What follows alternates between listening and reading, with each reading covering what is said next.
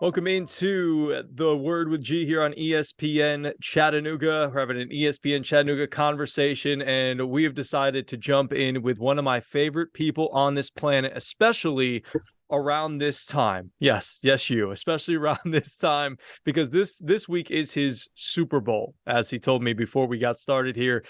Joining us now is the our national golf correspondent. He is the host of the Lock It In podcast on the Believe Network, and he is a national television betting host on Stadium.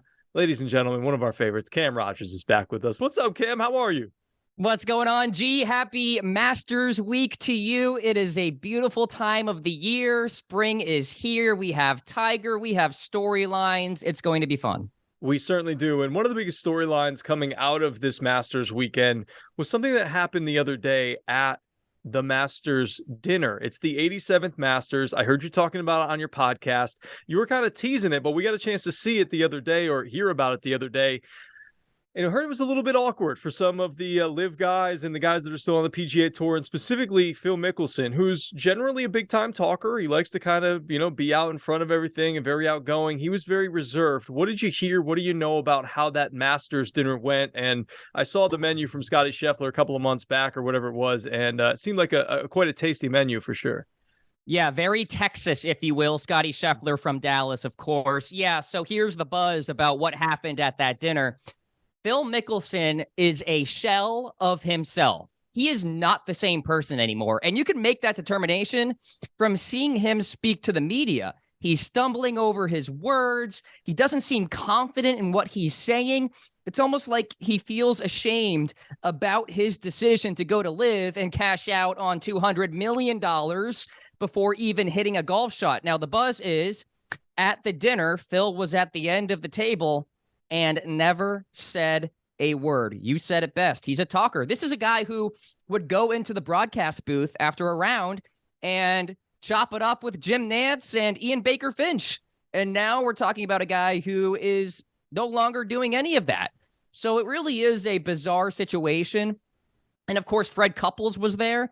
This is the guy who called Phil a nutbag, and they were in the same room eating dinner together at Augusta National. I mean, gee, could you see this coming in the world of golf? It's a weird time. Yeah, it really is a weird time. And, what else is going to be weird about this weekend is going to be the weather. It's not going to be nice, shiny, sunny Augusta weather there at Augusta, Georgia, just down the road from us here in Chattanooga and Tennessee.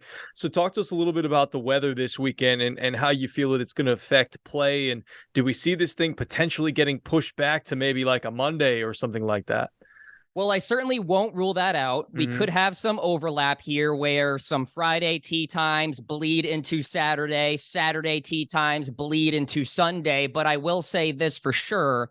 It's going to be cold. It's going to be damp.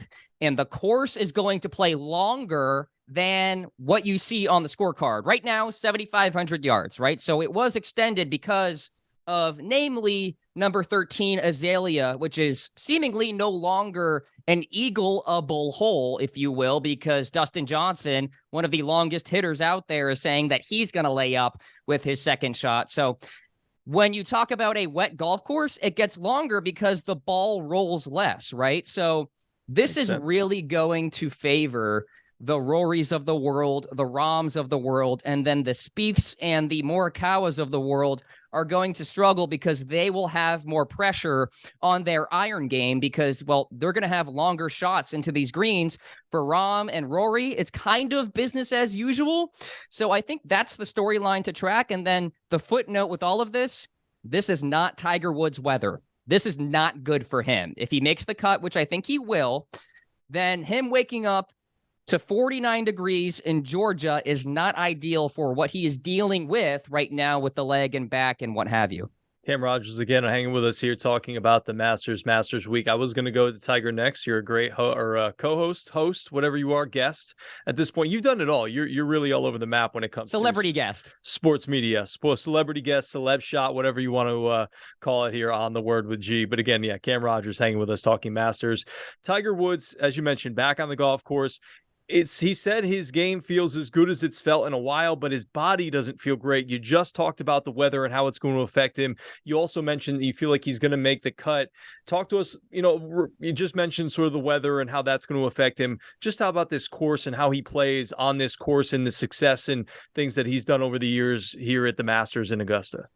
Yeah, well, we have a sample size of Tiger coming off a brutal injury or controversy or any sort of adversity and going into Augusta National and either contending or at least making the cut. He made the cut last year, and I did not expect that whatsoever. Remember the Thanksgiving car crash, the 8-iron to the windows, okay? His first appearance on the PGA Tour was at the Masters without any prep, without any competition under his belt. Finishes T4. So I think he is a safe bet to make the weekend. The weather should be okay. And listen, we at least saw him at the Genesis Invitational, tied for 45th there. He actually gained 2 strokes on his approach shots. That's the first time since 2020, the BMW Championship. But you do have to go back to the 2020 Farmers Insurance Open for the last time he actually finished inside the top 10. So made cut, very reasonable, contending, winning, top 10, it just doesn't seem likely for me, especially because you have so many good players playing so well right now who have way more competition under their belt at this juncture than Tiger Woods. How about some guys that, aren't playing as much? And I heard you talking about it on the Lock It In podcast that you were just completely down on these live golfers. Tell me exactly why you were just, hey, I'm all out on the live golf guys. Well, as a bettor, G, you want to have as much information as possible before putting your hard-earned money onto a bet. And the reality is, we don't know what the conversion rate is for playing well on live and then going over to a major championship and playing well there, right? So what does it mean when Cam Smith finishes inside the top 5? Like, wow, you beat Phil Mickelson, who shoots 77s every day. You know what I mean? And you're only playing 3 rounds. Yeah. And you're playing less tournaments. So less competition against weaker competition. Does that ready you for Rahm and Scheffler and Rory and Xander and Spieth? Like, I just don't know. So in that vein, I want them to prove me wrong first before I go ahead and buy into these guys. And listen, Cam Smith could be in the final pairing on Sunday afternoon. Do I think it's going to happen? No. So I think overall, live is a detriment to these guys' preparation for major championship golf. But it's not a detriment to their wallet, and that's really why they decided to go over there and play live golf. Again, Cam Rogers hanging with us here on The Word with G here on our ESPN Chattanooga Conversations. All right, let's talk a little bit about a guy that you feel, again, from listening to the Lock It In podcast, is going to win this whole thing, and he's going to complete his career Grand Slam. What would it be? Only the 6th player to ever do it in terms of completing a career Grand Slam? Talk to me a little bit about Rory McIlroy. Yeah, I think it's his time. I think he gets it done here this week. He's had so many chances to sort of forget about what happened in 2011. I mean, I was a sophomore in high school or something like that. That was a long time ago. So I was a junior in college. I mean, people pointing to that as like this thing that just haunts him, it's not the case. Rory is playing great. He's number 2 in strokes gained total at the Masters over the last decade. Number 1 in driving distance. That's going to be ultimately key on the weekend because of this damp golf course. And the tee to green game is absolutely immaculate. Put that all together, and he has the balance game that you want too. Around the green game is actually low-key pretty darn good. So he doesn't make any mistakes. And everybody's like, oh, he's a bad putter. Sergio Garcia won the Masters going into that tournament ranked 162nd on the tour in putting. Hideki Matsuyama was 172. Okay, you don't have to be an elite putter to win at the Masters. Ball striking, putting it in the right place, obviously driving distance helps.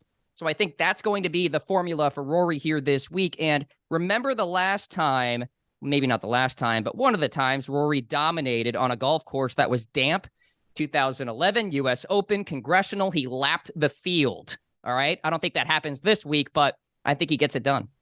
That is a guy that like you mentioned, that was a long time ago. We were much younger people back then in our adolescent ages, but yeah, he's been playing some good golf this year, but the last couple of tournaments he hasn't made the cut. So we're hoping that, hey, look, he's learned from that. He's saving his best for the Masters, and he'll turn it on here to he's got a lot to play for. So hopefully he'll get a chance to get that done. Let's talk about some other bets that you like this week in terms of golf. You talked about putting your card together. Put your card together for us here on ESPN Chattanooga. Who do you like this week? And give us some best bets for Cam Rogers.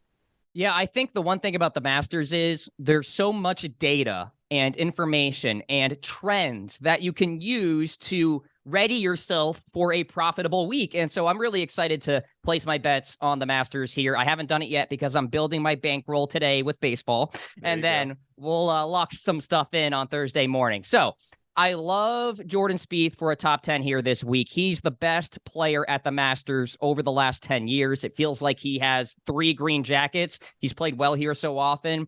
Strokes gained around the green, 3-putt avoidance, short game. It's all there. The ball striking is slowly coming around as well. So I think the lead-in form is there. Top 10 for Jordan. Top 10 for this guy. No, it's not 2017. Jason Day. He is back. His game is here. He's played well at the Masters before. Even in his debut, he was top 10, actually runner-up. So I think Jason Day is in for a fantastic week. Like him for a top 10. Same with Patrick Cantlay, Colin Morikawa. You see my theme here. Ball strikers, guys who can pierce through the wind. If that is the case here this weekend, it could be. So keep an eye on those guys for top 10s. And then some value here. Love Tommy Fleetwood, top 20. Really good tee to green player. Second in this field around the green only to Justin Thomas. Sungjae Im. This guy has multiple top 10s in 3 starts at the Masters. I think he gets it already at Augusta National.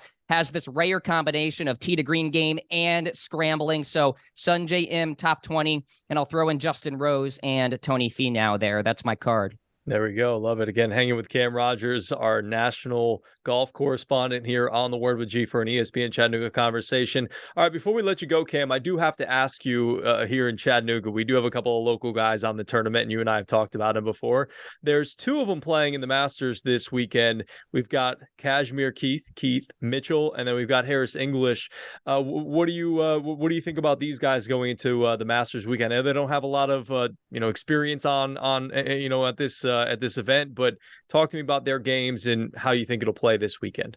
Well, I have a category in my notes, dark horses, and Keith Mitchell is on that list. He's made 11 of 13 cuts this year, carding 6 top 25 finishes. And the iron game, I talked about this recently on your show, I believe, has rapidly improved as compared to last year. Last year, he had no iron game whatsoever, and that bit him in the butt a few times. It's different now. His game is more well-rounded. He just hasn't done much in the majors yet. Now, it's going to happen at some point, so I do expect him to burst through with a top 10 or something pretty darn soon. Could happen this week at Augusta when conditions will favor the longer hitters. As for Harris English, he's just been okay. It's hard to really put a lot of investment in him playing well here this week, but we shall see. I like Keith Mitchell maybe to make some noise, though. There we go. Love to hear that. And I'm sure the folks of Chattanooga as well, because we always love rooting for our local guys when it comes to any of these tournaments. Cam Rogers, again, has been our guest. Again, he is our national golf correspondent, host of the Lock It In podcast. Get it wherever you get your podcast. If you want a little bit more, Cam will dive into it. I listened to the podcast earlier on Wednesday. He did a great job breaking into a lot of different things, talking a lot about the ins and the outs, the metrics, all that good stuff. Again, that's on the Believe Network, and you can find him on national television as a betting host on Stadium. Cam, it's always good to talk to you, and even better this time to see your face. So it's been too long. it really has. It's been a long time, but I appreciate you jumping on here, and thanks for giving us a little insight. As you said, it is your Super Bowl this week. Thank you, buddy. Enjoy the week.